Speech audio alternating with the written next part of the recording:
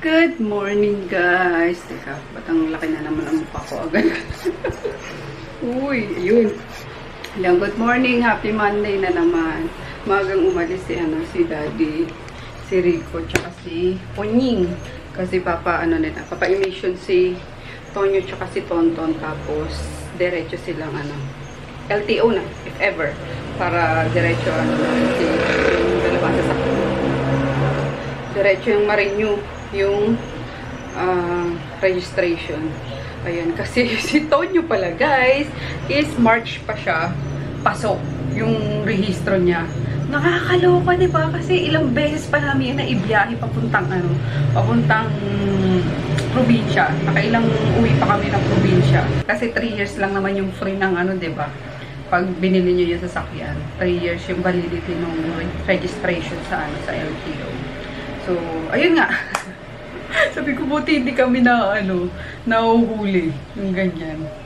So, yun. And since uuwi nga kami sa probinsya by tomorrow or Wednesday, ayun, sabi ko, iparehistro na yung yung dalawang sasakyan. Pinasabay ko na si Tonton. Kasi si Tonton is papasun na rin ngayong September.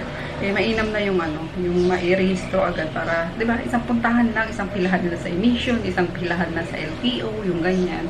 So, kaya umaga silang lumarga. Yan. And speaking of uwi, ayun, sa by Wednesday, ng madaling araw kami, aalis dito sa Pasay. Kaya kasi may mga tinatapos pa ako yung mga orders pa international. Kaya ibubuko pa yun. Tapos, yun, iiwanan ko rin sila, Rico ng stocks ulit. Gawa ng, sabi ko, Rico, kumuha stoboy pag nasa probinsya ako. Kasi gusto ko mag-probinsya vlog na muna doon. Kain tayo, guys. Ayan, bagong gulay naman with tinapa flakes. Sayote with tinapa flakes to ngayon. Ayan, tapos egg, hotdog, and tocino. Dapat magkakain mo sila Punying kaso sila Rico, kaso umalis na agad. Nasa LTO na sila. Kain, ang sarap. Kahit saan talaga ilagay yung tinapa. Yummers. Labaon din ako nito. Ang linamnam. Ang linamnam, no? Lasang-lasa yung tinapa. Yan. Pwede na to sa mga guys, nagda-diet, nag-keto, or yung nag-low carb. Kahit ito lang, tapos egg. Crunchy pa ito. Half cook lang. Ayan, wait egg tayo. Kailangan ko ng kanin kasi ang dami kong gagawin. Nanginginig ako pag walang kanin talaga. So mag-dirty na lang tayo. Dirty low carb na lang.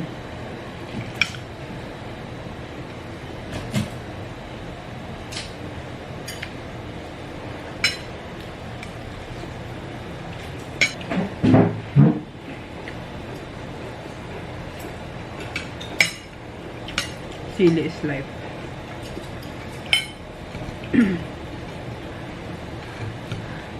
Bitaragumo. Ito gusto ko yung ma-crispy pa.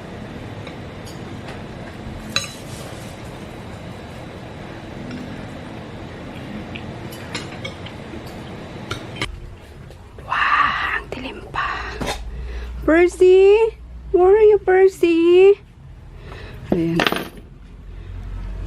Nasaan? Ay, Percy, ikaw naiwan dito. Percy, boy. Wawa mon. Ay, naiwan. Ay, magbukas na tayo. Ayun, hello guys. It's 10 AM na. Dito na ako sa shop nga. Yan, wala pa kasi si Rico tsaka si Ponying. Nasa LTO pa daw. Pero si Daddy nakabalik na. Ayan. Yes! Baby kong mahal. Uy! Iniwan ka dito. Jesus naman. Jesus! Ano yan? Oh! Huh? Jesus! Yan. Oop! Ano ba? Saan ba yung ilaw nun? Ayan. Lobat ang camera ko. Bubukas muna tayo ng shop. Saan ba yung susi nito? Yeah! Aray ko. Teka lang, Percy. Aray ko. Huwag kang lalabas dyan, Percy boy. Ha? Nalalabas. Ano bang susi niya dito?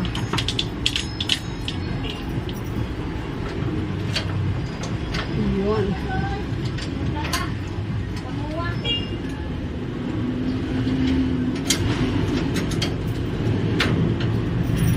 Percy!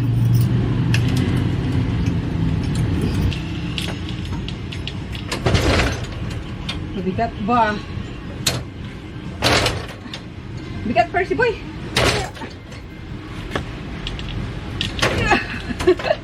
Oh my god! Oh my goodness! I can't! Ay, ito, madigaan-daan.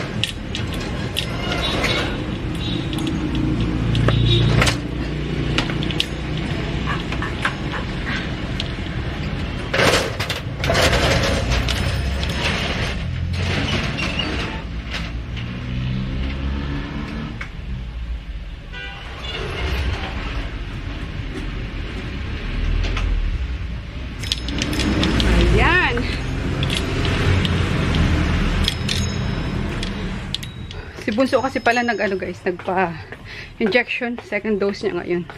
Ito lang. Ginawa na. Opo, ito na po. Baka nakainan mo. Yeah. Baho ng pagkain mo, Percy. Amoy ano. Amoy luga. O, yan na.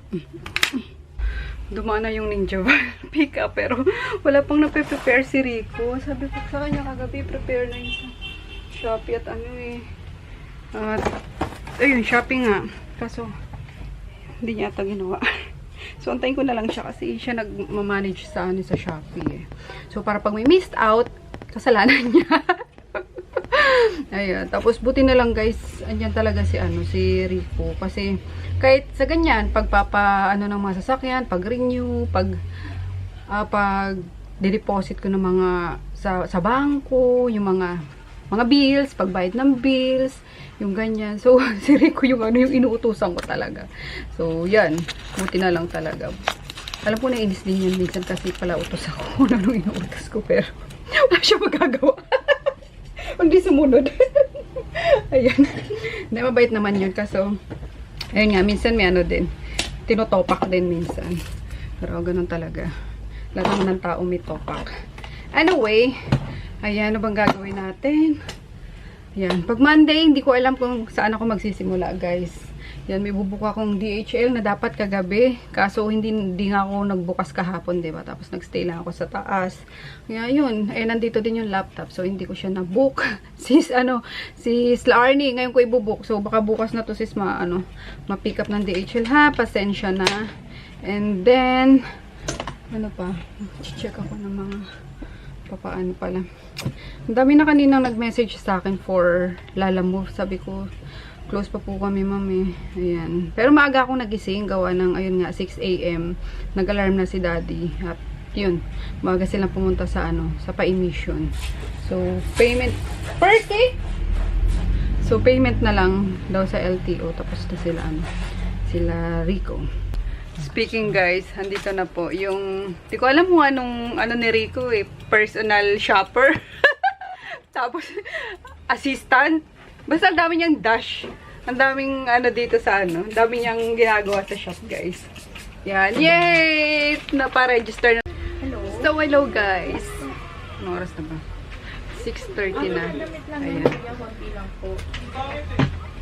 Ngayon lang nasundan ulit yung vlog ko. Gawa ng kanina na nalobat camera. Ay, yung battery ko. Tapos nagpababa na lang ako ng battery ko. Yan. And, ayun nga, kung saan tayo natapos kanina, napa-register na yung dalawang sasakyan. Kaya makaka-uwi kami mamayang madaling araw. Yay! Ayun. Wow naman, ate. So, yun. Hindi ko naiisipin na baka magka-problema yung ganun. Buti nga guys, walang penalty. Kasi sabi dun sa kanina sa emission, 3,000 daw yung penalty ni, nung isang sasakyan. Gawa ng March pa yun, diba? Tapos kanina, buti na lang, wala. Hindi kami binigyan ng penalty ng LTO. So, thank you LTO. Kasi pandemic na, diba? So, hindi sila nag-penalty. Kaya, ayun. And then, nakapag pick up ako ng mga stocks para iiwan ko dito guys kila Rico. Kasi kami lang yung uuwi. 3 boys ang maiwan dito. Kami lang uuwi. Si Nene, yung mga anak sila Nene. Tapos sasama ko si Dayan. Kasama din yung mga bata para mabisita nila lola nila tsaka lolo nila. Sila na yung bibisita ngayon sa grandparents nila, diba? So pinilit ko lang talaga sila Dayan na sumama para sabi ko nga, makalanghap man lang sila ng fresh air. Gawa na lagi nila sa Don Carlos. Si Lucia lagi na lang nasa unit nila sa taas. So, yun. At least, may mga puno silang may kita doon. Malalanghap. Tsaka makakapag-travel. Yun. And, speaking of, travel, ulit kami guys. Magte-test ulit kami. Kasi Monday ngayon, di ba? Every 2 weeks is nagte-test kami. And para, sigurado din kami na cleared kami bago kami umuwi sa mga magulang namin. So, let's go guys. Let's do this. Yan. Bubulol. Sakto nandito yung mga kapatid ko. Sama ka? Pupogi na siya lalo no? Nung una niya, mukhang mukhang palaboy lang Yung pogi niya, sus! Pogi na ako sus! Ayan guys, nagre-ready na kami ng mga dadalhin kasi madaling araw kami aalis. Mga 3 AM. Ito na yung mga bilao ni Nene. Nagbenta si Nene ng mga bilao Kasi may mga din doon nagluluto-luto. Yan, nagpa-order siya. 'Di ba? Talagang mga mga side ano ba tawag doon? Sideline. Sideline. Tapos kailangan ko pa tong ipa-ship. Yan. Ay pabook pala para bukas pick upin na lang dito. Yan, yung boys lang ang may iwan dito tomorrow. Si Jack, si Papi, tsaka si Rico. Tapos, dahil walang Nene na may iwan, nag-order ako nitong guys. Mga ng mga boys dito pang ulam-ulam. So, nag-order ako sa queso wrap. Ayan, dynamite, overload. Yan, alam ko lang yung order ko 5 lang tapos sobra yung binigay niya. Thank you sis. Ayan, pinasobrahan niya ako. Dynamite siya. Dynamite siya. Dynamite overload. Queso wrap. Ayan, yung nila guys. Ay, mag-focus ka. Ayan, queso wrap. May sila, may Instagram account sila guys ha. I-check nyo. Tapos follow nyo and order kayo. Support mga small business guys ngayong pandemic.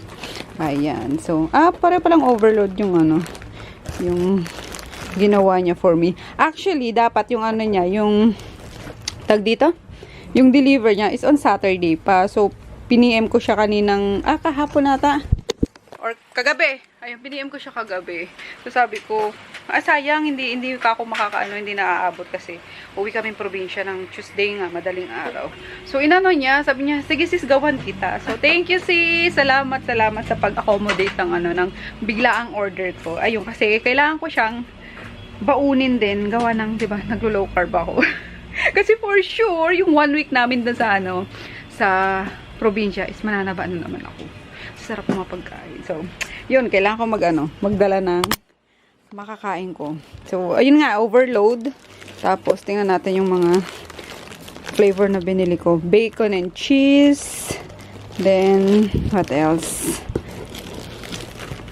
Ham and cheese. Tapos, cheese stick. 2 cheese stick ata yung binili ko. Chicken and cheese stick. So, yan. Yung 2, iwan ko rito. Tapos, yung 2, dadaling ko. Yan. Anong gusto niyo flavor dito, boys? Pili. Ay, hindi pala. Kay Chris pala mag-iiwan din ako. So, kay Chris siguro is itong chicken and cheese sticks. So, ayun guys. Andito pa rin ako sa shop. 9:15 PM na. Ayan, tinapos ko lang yung mga kailangan tapusin para hindi na makawawa yung mga boys na maiwan dito. Ayan. Tinapos ko yung mga LBC. Eh, bakit ganun? Teka lang. Teka lang mga moms, kailangan ko ng patungan nyo. Hindi ko kayo papatong. O siya, dito na lang. Ayun, tinapos ko lang nga yung LBC. Hindi kami nakapagpa-pick up ng LBC ngayon or hindi kami nakapagpa-ship ng LBC gawa na sobrang lakas ng ulan nung kinahaponan na. Ayan. Bumaha nga dyan sa sa tapat namin. Yun, tapos, inano ko na yung DHL, ganon. Actually, guys, inaantok na ako. Ayan, talagang tinatapos ko lang yung mga kailangan tapusin nga para hindi naman nga ragbukas si Rico. Yan. Nakakaawa. Anyway, so habang inaantay natin yung mga boys kasi nakapag-load na rin kami ng mga ng mga dadalhin. Tapos yun nga, kumakain yung mga boys na muna. So, kaya andito pa rin ako. Anyway, ang sabaw-sabaw na naman Ayan. Buksan ko na lang din tong nabili ko sa Shopee. Buti umabot to. Ayan. Yung bagelya na na binili ko. Actually, ang dami kong bag, diba? Yung mga dinala ko sa probinsya. Yung isang container. Parang, ano ba tawag doon? Container ba yun? Basta, yung box na gano'n. Puro bag yun, hindi ko pa nagagamit yun. Tapos ito na naman ako bili ng bag. So, ayun nga. Bagay na naman ang lola yun. Kaya kasi naghahanap ako ng simple lang, guys. Kasi hindi naman ako ma-branded na tao. Ang nag-iisa lang talaga or iilan lang yung bag ko na branded talaga. Na hindi pag-aanong hindi pag-aanong kamahalan yun. So, yun talagang lang, at least may brand kahit papano. So, yung tag dito. Yun namatay na nga. Sino na nga yun? Nakalimutan ko lang, guys. Basta namatay na siya. Kasi favorite ko yung yung bag na yun. And then, yung, ano ba yan? Yung Coach na bag. Tapos, second hand ko pa siya nagamit. Second hand ko pa siya nabili. Which is, okay lang naman. Kaso, nabibigatan ako sa niya, sa leather niya. Alam niyo yun? So, pero sabi ko, hindi ko carry to na pang everyday. Yun, kaya pang everyday lang yung hinahanap ko. Kaya, nag-ano ako sa Shopee. Nag-search ako. And, ayun nga. Nahanap ko na, guys, yung perfect na bag. Yan, kasi naghanap lang ako ng medium. Ganyan, Ayan, medium size na bag. Kasi, ito yung ginagamit ko, Ayan, ang tagal ko nang ginagamit nito. Ang tagal ko nang ginagamit to, guys. Siguro mag-1 year na. Ayan, yung Nike na bag. Sobrang ganda rin ito. Ayan, kasi gusto ko sa bag, yung guys, mabulsa. As in, tapos, ayun lang kasi yung laman ng bag ko. Mga siya. May Yossi pa, Sorry. Nakita nyo na. Sorry naman, guys. Ayun, kasi lately talaga na-stress ako, guys. So, ayun, napabalik ako sa pag-yosi. As in, nung college ako, natuto ako mag-yosi, yung ganyan. Tapos, natigil ko yun nung nag-start na akong mag online seller. Ayan, siguro mga na rin, mga 8 years ko siyang natigil. Ganyan. Tapos, bumalik lang siya lately, mga ilang months, kasi talaga ako, na-stress ako ng bonggang-bongga. Hindi ko na i-detalye sa inyo, pero, alam nyo yun, yung Yossi yung nakatulong sa akin. Ayan, sorry, kaya may Yossi ako sa bag.